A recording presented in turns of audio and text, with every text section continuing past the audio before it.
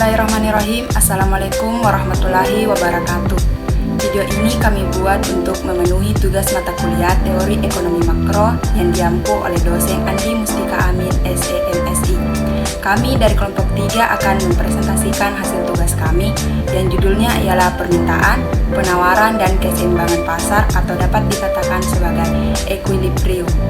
Sebelumnya, izinkan saya memperkenalkan anggota kelompok 3. Dimulai dari saya, dari Najumanti, Amani Sahara Safira, Baso Erik, Suharti R, Syahrani Ami, Nurmardawi Ainil, dan Erlangga.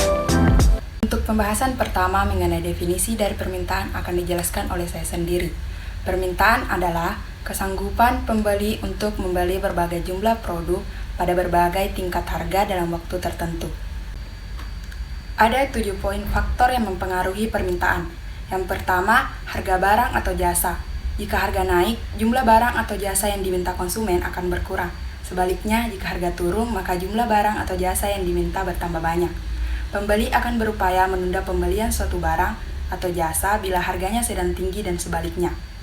Yang kedua ialah pendapatan masyarakat, di mana pendapatan rata-rata setiap orang dalam masyarakat akan mempengaruhi jumlah permintaan barang atau jasa.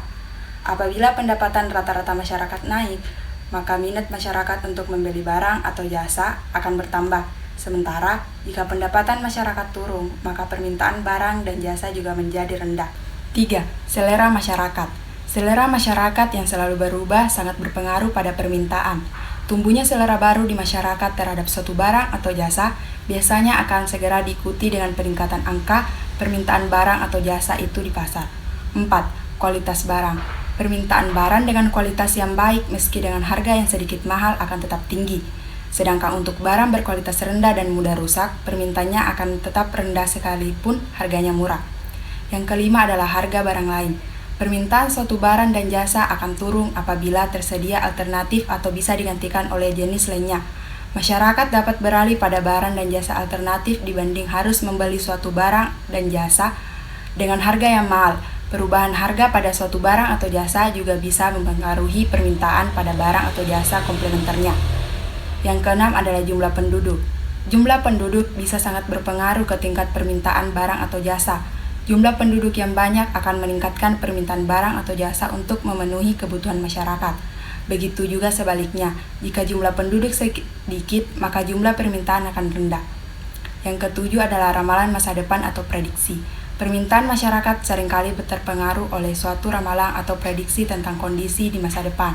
Jumlah permintaan barang dan jasa akan meningkat apabila diperkirakan barang dan jasa tersebut segera menjadi langka atau bakal mengalami kenaikan harga.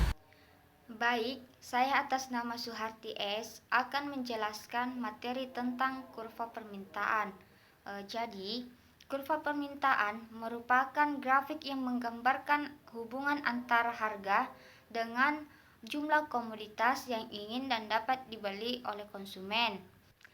Adapun contoh kurva permintaan, contohnya seperti gambar di samping ini, yaitu pada saat harga bakso 20.000, jumlah bakso yang diminta adalah sebesar 120 mangkok atau titik A pada kurva permintaan. Ketika harga turun menjadi 18.000, mengakibatkan bertambahnya jumlah bakso yang diminta dari 120 mangkok menjadi 140 mangkok, atau titik A pada kurva permintaan bergerak ke kanan yaitu titik B, dan seterusnya. Jadi, kesimpulannya adalah yang membuat kurva permintaan bergerak hanyalah harga barang itu sendiri. Kemudian ada fungsi kurva permintaan. Fungsi dari pembuatan kurva permintaan adalah untuk melihat perbandingan antara harga dengan jumlah kuantitas sebuah produk yang diproduksi. Baik, saya atas nama Amani Sahara Safira akan menjelaskan materi mengenai penawaran. Jadi, penawaran adalah jumlah barang yang ditawarkan pada tingkat harga tertentu, pada periode tertentu, dan pada pasar tertentu. Adapun faktor-faktor yang mempengaruhi penawaran. Pertama, harga barang itu sendiri. Jika harga tinggi, tentu jumlah penawaran akan semakin tinggi. Harga tinggi akan membuat produsen berambisi untuk memproduksi barang, sehingga dapat menjual barang yang lebih banyak. Kedua, biaya faktor produksi. Saat biaya produksi turun, produsen akan semakin besar melakukan penawaran. Sedangkan jika biaya produksi semakin tinggi, produsen hanya membuat beberapa jenis dari produk tersebut. Contohnya, produk limited edition. Ketiga, tingkat teknologi. Semakin maju teknologi tentu bisa mengefisiensikan waktu dan meningkatkan produktivitas barang. Keempat, keuntungan yang diharapkan produsen. Perusahaan memiliki harapan yang berbeda-beda tentang keuntungan bagi perusahaan. Ada yang ingin aman, maka keuntungan yang kecil tidak masalah. Ada juga yang menghendaki keuntungan yang maksimum. Kelima, adanya tingkat persaingan dengan produsen lain. Jika ada produsen baru di pasar, tentu menimbulkan kompetisi baru. Artinya, produk yang ditawarkan di pasar akan semakin besar dan para penjual akan semakin kencang dalam memproduksi. Dengan begitu, jumlah barang beredar akan semakin banyak. Yang terakhir, perkiraan harga barang di masa depan. Jika kondisi pendapatan masyarakat meningkat, biaya produksi menurun, dan tingkat harga barang tinggi, maka produsen akan menambah jumlah barang yang ditawarkan. Kemudian, hukum penawaran berbunyi apabila harga suatu barang naik, penawaran suatu barang tersebut akan naik. Apabila harga suatu barang turun, maka penawaran barang tersebut akan turun. Hukum penawaran terjadi ketika harga sedang tinggi-tingginya dan penjual ingin mendapatkan keuntungan yang lebih banyak. Jika hukum penawaran ini terjadi, maka penjual akan menjual barang yang lebih banyak agar mendapatkan keuntungan yang berlipat. Tapi jika harga turun, maka penjual seolah-olah tidak terlalu ingin menjual banyak suatu barang. keadaan di mana interaksi yang terjadi antara komponen-komponen yang ada dalam aktivitas umat manusia dapat berjalan secara harmonis dan berimbang, serta dapat memberikan dampak yang signifikan terhadap kesejahteraan umat manusia. Faktor-faktor yang mempengaruhi harga keseimbangan. Yang pertama, permintaan terhadap suatu barang atau jasa bertambah, sedangkan jumlah barang atau jasa terbatas. Contohnya, permintaan terhadap minyak bumi terus meningkat, akan tetapi jumlahnya stabil dan tidak bertambah. Kedua, tinggi rendahnya biaya produksi. Contohnya, tingginya harga barang membuat daya pembeli selaku konsumen menurun, tetapi rendahnya harga suatu barang membuat konsumen berbondong-bondong untuk membelinya. Ketiga, pandangan masa depan dari produsen atau konsumen. Keempat, produsen mengetahui selera konsumen. Contohnya, ketika toko baju mengetahui model pakaian yang sedang digemari zaman sekarang, maka toko baju itu meniru desain pakaian tersebut. Maka penjual selaku produsen dapat mengetahui selera pembeli selaku konsumen.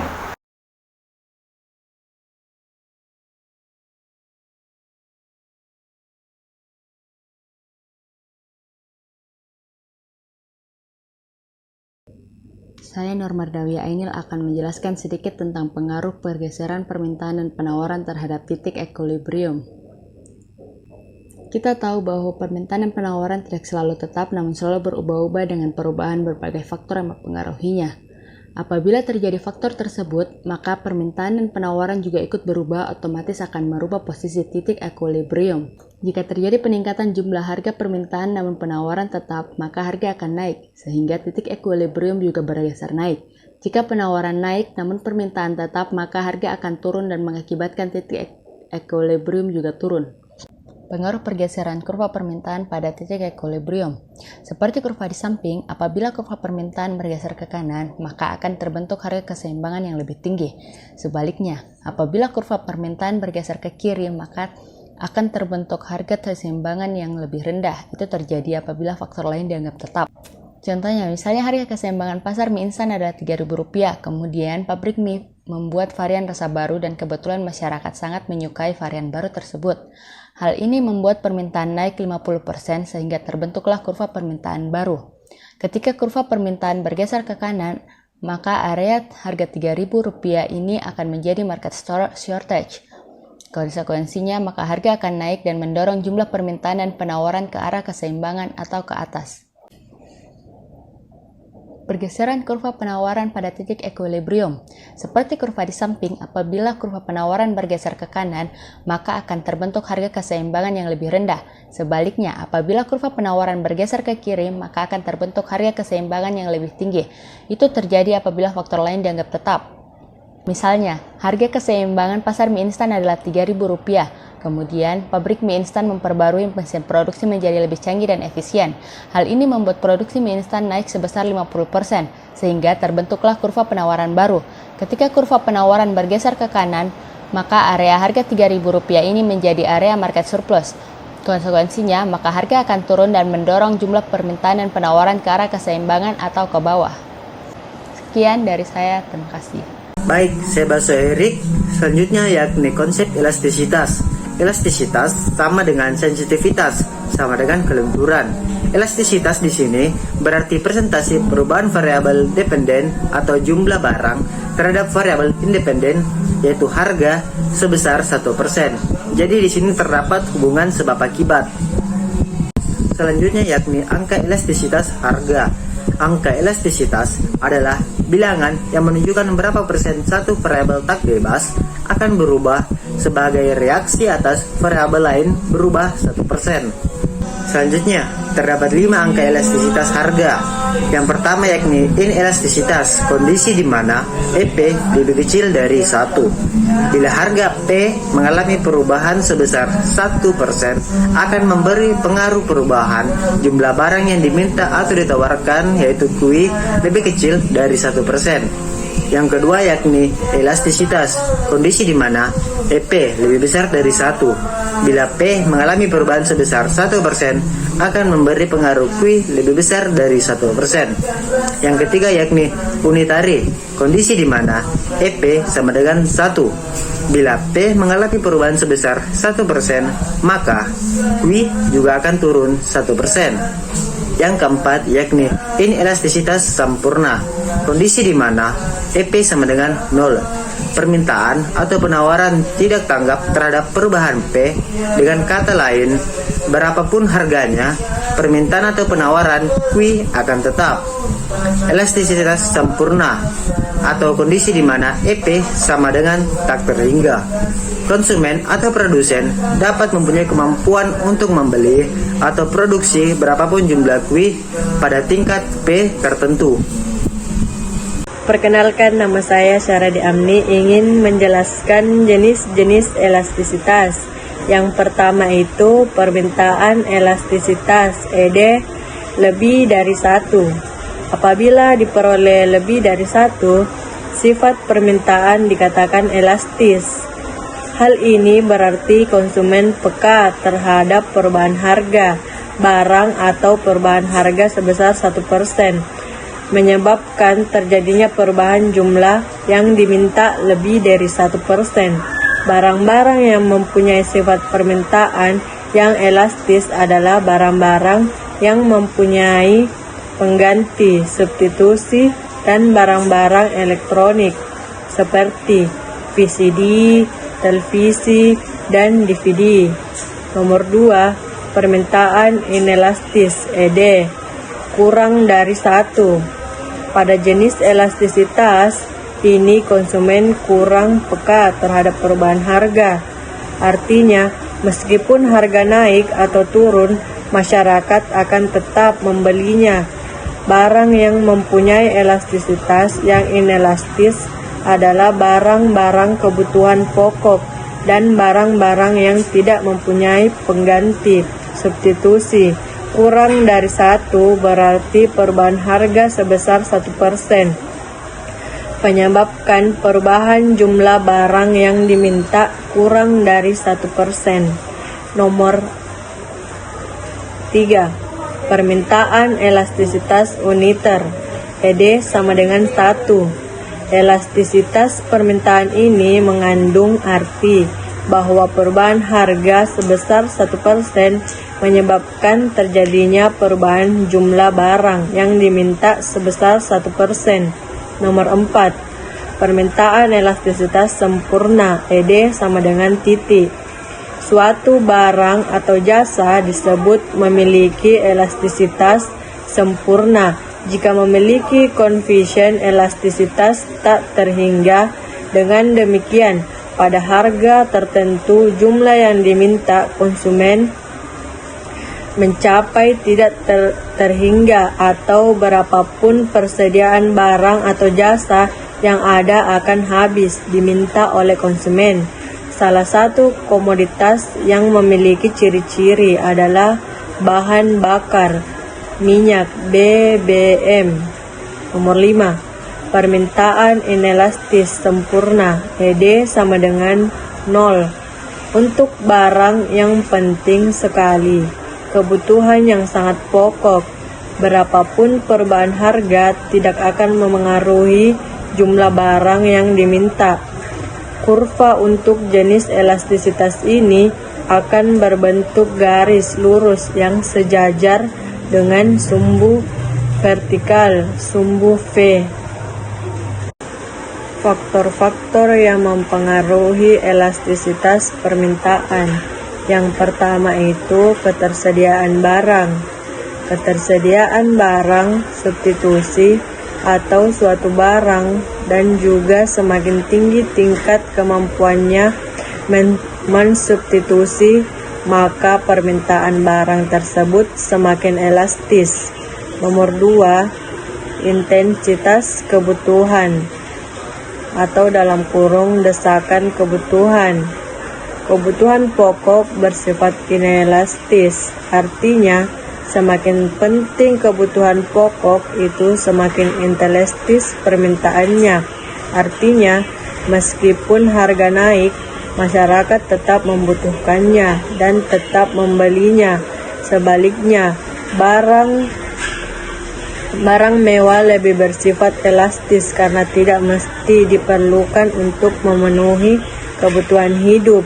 Diperlukan untuk memenuhi kebutuhan hidup dan membeli dapat ditunda dan jumlah pembeli banyak seandainya harga turun. Nomor 3, pendapatan konsumen. Jika pendapatan konsumen relatif besar dibandingkan dengan harga barang, permintaan akan inelastis. Sebaliknya, konsumen yang berpendapat kecil, dengan terjadinya perubahan harga sedikit saja akan memengaruhi permintaan terhadap barang, sehingga permintaan bersifat elastis. 4. Tradisi. Barang yang sudah menjadi kebiasaan atau tradisi untuk dipergunakan, barang tersebut harganya akan naik. Orang akan tetap membelinya, sehingga suatu barang ini permintaannya cenderung elastis.